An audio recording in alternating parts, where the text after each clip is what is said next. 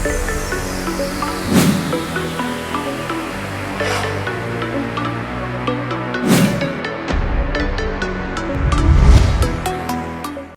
Prince Varun Tej కథానాయకుడిగా నటించిన మట్కా చిత్రం ఒక పీరియాడిక్ యాక్షన్ థ్రిల్లర్ డ్రామాగా తెరకెక్కింది. మట్కా సినిమా బాక్సాఫీస్ వద్ద ఆశించిన విజయం సాధించకపోయినప్పటికీ ఈ సినిమా మేకింగ్, ప్రొడక్షన్ వాల్యూస్, షూటింగ్ పరంగా చిత్ర యూనిట్ పడిన కష్టం, పెట్టిన ఖర్చు టాలీవుడ్లో అప్పట్లో పెద్ద చర్చనీయాంశంగా మారాయి. వింటేజ్ వైజాగ్ రీక్రియేషన్ కథ 1958 నుండి 1982 మధ్య కాలంలో సాగుతుంది. ఆ కాలం నాటి విశాఖపట్నం వాతావరణాన్ని కళ్ళకు కట్టేలా చూపించడం కోసం చిత్ర బృందం రామోజీ ఫిల్మ్ సిటీలో భారీ సెట్స్ వేసింది. ఇందుకోసం నిర్మాతలు దాదాపు 15 కోట్లు కేటాయించారు. ప్రొడక్షన్ డిజైనర్ కిరణ్ కుమార్ మన్నే ఆధ్వర్యంలో పాత ఫోటోలు, వీడియోలను రిఫరెన్స్ గా తీసుకొని నాటి వైజాగ్ వీధులు, పాతకాలపు భవనాలను అద్భుతంగా పునర్నిర్మించారు. ఐకానిక్ పూర్ణ మార్కెట్ సెట్ సినిమా ప్రథమార్థంలో హీరో ఎదుగుదలకు వైజాగ్లోని ప్రసిద్ధ పూర్ణ మార్కెట్ చాలా కీలకం. నాటి కాలం నాటి పూర్ణ మార్కెట్ ఎలా ఉండేదో అలాగే సెట్ రూపంలో రామోజీ ఫిల్మ్ సిటీలో డిజైన్ చేశారు. ఇందులో వందలాది మంది జూనియర్ ఆర్టిస్టులతో ఒక భారీ షెడ్యూల్ షూట్ చేశారు. వరుణ్ తేజ్ మేకోవర్ కష్టం. ఈ సినిమాలో వరుణ్ తేజ్ పాత్ర 24 ఏళ్ల కాల వ్యవధిలో సాగుతుంది. శరణార్థిగా ఉన్న యువకుడి నుండి వృద్ధుడైన మట్కా కింగ్ వరకు ఆయన ప్రయాణం ఉంటుంది. విభిన్న గెటప్స్. వరుణ్ తేజ్ ఈ చిత్రం కోసం 4 వేర్వేరు వయసుల లుక్స్ లో కనిపించారు. దీనికోసం ప్రత్యేకంగా ప్రాస్థెటిక్ మేకప్ ఉపయోగించారు. ప్రతిరోజు మేకప్ కోసమే గంటల తరబడి సమయం కేటాయించాల్సి వచ్చేది. Body language. వయసు మారుతున్న కొద్దీ వాయిస్ బేస్, నడిచే తీరు మార్చడం కోసం వరుణ్ తేజ్ ప్రత్యేకంగా హోంవర్క్ చేశారు. Shooting locations. సినిమాలో ఎక్కువ భాగం రామోజీ ఫిల్మ్ సిటీలో వేసిన సెట్స్ లోనే షూట్ చేసినప్పటికీ రియలిస్టిక్ లుక్ కోసం కొన్ని కీలకమైన సీన్స్, యాక్షన్ సీక్వెన్స్లను అసలైన లొకేషన్లలో చిత్రీకరించారు. విశాఖపట్నం పరిసర ప్రాంతాలు. కాకినాడ పోర్ట్, దాని పరిసర ప్రాంతాల్లో సినిమా చివరి షెడ్యూల్స్ షూట్ చేశారు. నోరా ఫతేహి ప్రొఫెషనలిజం. ఈ సినిమాలో బాలీవుడ్ బ్యూటీ నోరా ఫతేహి ఒక కీలకమైన పాత్ర పోషించారు. షూటింగ్ సమయంలో ఆమె తీవ్రంగా గాయపడినప్పటికీ కట్టుబడి ఉన్న షెడ్యూల్స్ పాడవకూడదని పెయిన్ కిల్లర్స్ వేసుకొని మరీ dance numbers, talking part shooting లో పాల్గొనడం అప్పట్లో సెట్స్ లో అందరినీ ఆకట్టుకుంది. యాక్షన్ సీక్వెన్స్లు. ఈ పీరియడ్ డ్రామాలో యాక్షన్ కు చాలా ప్రాధాన్యత ఇచ్చారు. రామ్ సుంకర, విజయ్ మాస్టర్ ఆధ్వర్యంలో దాదాపు 9 భారీ యాక్షన్ సీక్వెన్స్లను డిజైన్ చేశారు. పాతకాలపు రా స్టైల్ ఫైట్స్ ఉండేలా వీటిని కంపోజ్ చేశారు. సాంకేతికంగా, విజువల్స్ పరంగా దర్శకుడు కరుణకుమార్ 1960-70ల నాటి నేటివిటీని తీసుకురావడానికి పడిన కష్టం స్క్రీన్ మీద స్పష్టంగా కనిపిస్తుంది. మట్కా సినిమా షూటింగ్ చాలా సీరియస్ పీరియడ్ డ్రామా అయినప్పటికీ సెట్స్ లో మాత్రం వరుణ్ తేజ్, దర్శకుడు కరుణకుమార్, చిత్ర బృందం మధ్య చాలా సరదా వాతావరణం ఉండేది. ఆ పాతకాలపు డైలాగ్ల తంటాలు. సినిమా కథ 1950-60ల నాటిది కావడంతో నటీనటులు అప్పటి కాలం నాటి యాస, కొన్ని పాత తెలుగు పదాలను మాట్లాడాల్సి వచ్చింది. ముఖ్యంగా హీరోయిన్ మీనాక్షి చౌదరి, నోరా ఫతేహిలకు ఆ పాతకాలపు గ్రాంధిక లేదా వింటేజ్ తెలుగు పదాలు పలకడం చాలా కష్టంగా అనిపించేదట. వారు డైలాగులు చెబుతున్నప్పుడు వచ్చే తప్పులకి, వింత ఉచ్చారణలకి సెట్స్ లో వరుణ్ తేజ్, డైరెక్టర్ కరుణకుమార్ బాగా నవ్వుకునేవారట. వరుణ్ తేజ్ స్వయంగా వారికి కొన్ని పదాల అర్థాలు చెప్తూ ఆట పట్టించేవారని టాక్. నోరా ఫతేహి తెలుగు నేర్చుకునే ప్రయత్నం. బాలీవుడ్ డాన్సర్ నోరా ఫతేహికి ఈ సినిమాలో మంచి ప్రాధాన్యత ఉన్న పాత్ర దక్కింది. షూటింగ్ గ్యాప్ లో ఆమె సెట్స్ లో ఉన్న వారితో తెలుగులో మాట్లాడడానికి తెగ ప్రయత్నించేవారట. ఆమె ఏదైనా తప్పుగా మాట్లాడితే వరుణ్ తేజ్ కావాలనే దానికి మరో అర్థం చెప్పి కాసేపు సరదాగా జోకులు వేసేవారట. అయితే సినిమా పూర్తయ్యేసరికి ఆమె కొన్ని బేసిక్ తెలుగు పదాలను చక్కగా నేర్చుకుందని చిత్ర యూనిట్ మెచ్చుకుంది.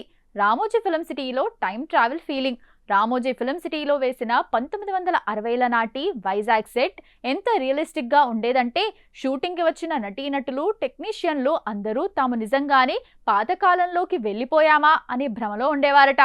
సెట్స్ లో పెట్టిన పాతకాలపు డబ్బాలు, పాత సోడాలు, వింటేజ్ వస్తువులతో జూనియర్ ఆర్టిస్టులు మరియు చిత్ర యూనిట్ షూటింగ్ బ్రేక్ లో ఫోటోలు, సెల్ఫీలు దిగుతూ తెగ హడావిడి చేసేవారట. వరుణ్ తేజ్ కూడా తన విభిన్న గెటప్స్ లో ఉన్నప్పుడు ఆ వింటేజ్ కార్ల పక్కన నిలబడి సరదాగా ఫోటోలు దిగేవారు. వరుణ్ తేజ్ గెటప్స్. సెట్ లో కన్ఫ్యూజన్. వరుణ్ తేజ్ ఈ సినిమాలో 4 విభిన్న వయసుల పాత్రల్లో కనిపిస్తారు. ఒక షెడ్యూల్లో యువకుడిగా ఉంటే మరో షెడ్యూల్కి వచ్చేసరికి కాస్త నడి వయస్కుడిగా, ముసలివాడిగా మేకప్ మార్చుకునేవారు.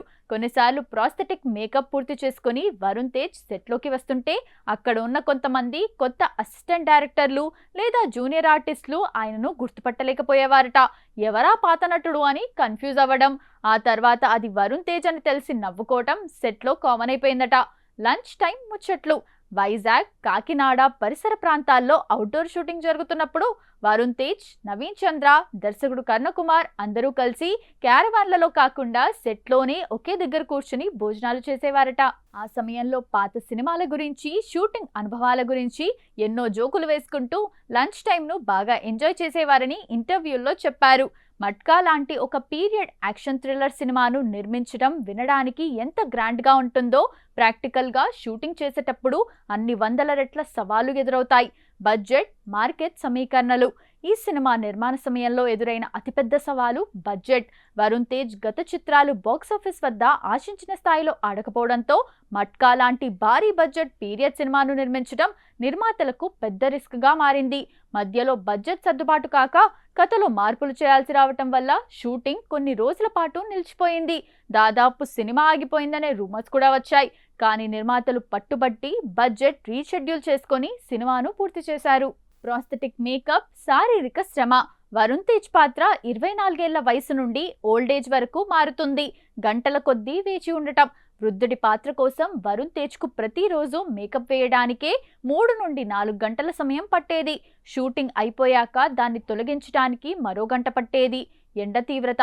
రామోజీ ఫిలిం సిటీలో వేసిన అవుట్డోర్ సెట్స్లో భారీ ఎండలో ఆ కెమికల్ మేకప్ వేసుకొని యాక్షన్ సీన్స్ చేయడం వరుణ్ తేజ్కు పెద్ద శారీరక సవాలుగా మారింది. ఆ మేకప్ వల్ల చర్మంపై దద్దుర్లు, అలసట వచ్చినా ఆయన ఓపిగ్గా భరించారు. యానక్రోనిజమ్స్ నివారించటం. పీరియడ్ సినిమాలకు అతిపెద్ద శత్రువు ఆధునిక వస్తువులు. 1960ల నాటి వైజాగ్ వీధులను చూపిస్తున్నప్పుడు బ్యాక్గ్రౌండ్లో ఎక్కడ ప్రస్తుత కాలం నాటి ప్లాస్టిక్ వస్తువులు, కరెంట్ స్తంభాలు, మొబైల్ టవర్లు, ఆధునిక వాహనాలు లేదా సిమెంట్ రోడ్లు కనిపించకూడదు. Cameraman Kishore Kumar, production design team ప్రతి షాట్లోనూ బ్యాక్గ్రౌండ్ను చాలా నిశితంగా పరిశీలించాల్సి వచ్చేది. పొరపాటున ఏదైనా ఆధునిక వస్తువు ఫ్రేమ్లోకి వస్తే మళ్ళీ రీటేక్ తీసుకోవాల్సి వచ్చేది. ఇది షూటింగ్ ప్రాసెస్ను చాలా నెమ్మదింపచేసింది. షూటింగ్ సమయంలో గాయాలు. యాక్షన్ సీక్వెన్స్లు ఎక్కువగా ఉన్న సినిమా కావడం వల్ల నటీనటులు గాయాల బారిన పడ్డారు. మనం ముందు చెప్పుకున్నట్టు బాలీవుడ్ నటి నోరా ఫతేహి షూటింగ్ సమయంలో కింద పడి తీవ్రంగా గాయపడ్డారు. అయినప్పటికీ షెడ్యూల్ ఆలస్యం కాకూడదని పెయిన్ కిల్లర్స్ వేసుకుని షూటింగ్లో పాల్గొన్నారు. వరుణ్ తేజ్ కూడా కొన్ని రోప్ ఫైట్స్, రా స్టంట్ సీన్స్ చేస్తున్నప్పుడు చిన్న చిన్న గాయాల పాలయ్యారు. వాతావరణ సమస్యలు. వైజాగ్, కాకినాడ పోర్ట్ పరిసర ప్రాంతాల్లో అవుట్డోర్ షూటింగ్ ప్లాన్ చేసినప్పుడు వాతావరణం సహకరించలేదు. సముద్రపు గాలులు, అకాల వర్షాల వల్ల అవుట్డోర్ షెడ్యూల్స్ అనుకున్న సమయానికి జరగలేదు.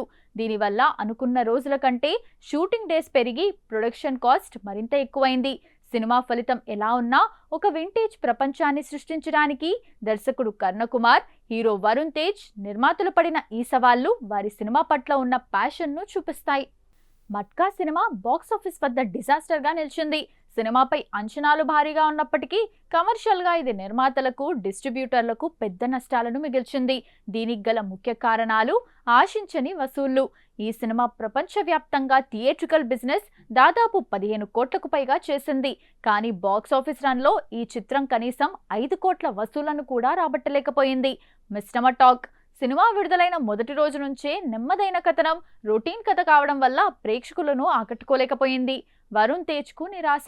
వరుణ్ తేజ్ నటనకు మంచి మార్కులే పడినప్పటికీ ఆయన కెరీర్లో ఇది వరుసగా మరొక ఫ్లాప్గా మిగిలిపోయింది. అయితే థియేటర్లలో ఫ్లాప్ అయినప్పటికీ ఓటీటీలోకి వచ్చిన తర్వాత డిజిటల్ ప్రేక్షకులు కొందరు దీని making values, Varun Tej getups కోసం ఈ సినిమాను వీక్షించారు.